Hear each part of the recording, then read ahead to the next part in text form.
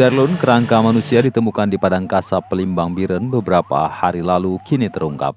Korban adalah Rahmat Mouli, 17 tahun, siswa kelas 2 SMA N1 Pesangan Siblakrung yang merupakan anak pertama pasangan Mukhtarudin, 52 tahun, dan Nur Hayati, warga desa Merbu Makmur Biren. Dugaan tersebut diketahui berdasarkan barang bukti berupa baju dan celana, serta celana dalam yang ditemukan di lokasi. Korban menghilang sejak 28 Juli lalu bersama seorang temannya, buruh bangunan asal Medan, Sumatera Utara, di salah satu proyek di Makmur. Terkuaknya identitas korban, awalnya anggota Polres Biren mendatangi rumah orang tua korban mengabari adanya temuan mayat. Kemudian orang tua korban mendatangi rumah sakit dan memastikan pakaian yang dikenakan oleh korban.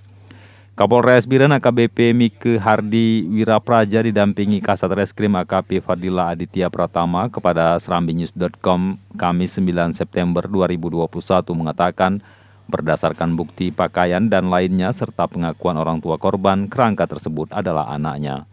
Meskipun begitu, tim penyidik secara prosedur masih menunggu bukti hasil DNA. Kerangka jenazah Kamis 9 September 2021 kemudian dibawa pulang pihak keluarga ke rumah duka dengan ambulan untuk dikebumikan di perkuburan umum.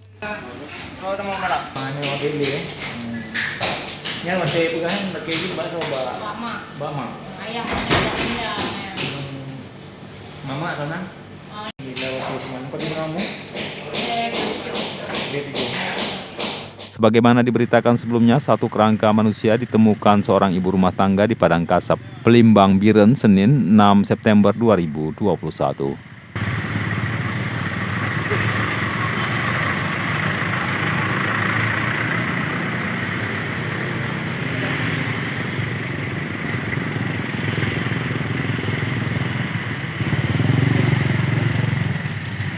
Dari Biren News, Mandin Idris, Serambion TV.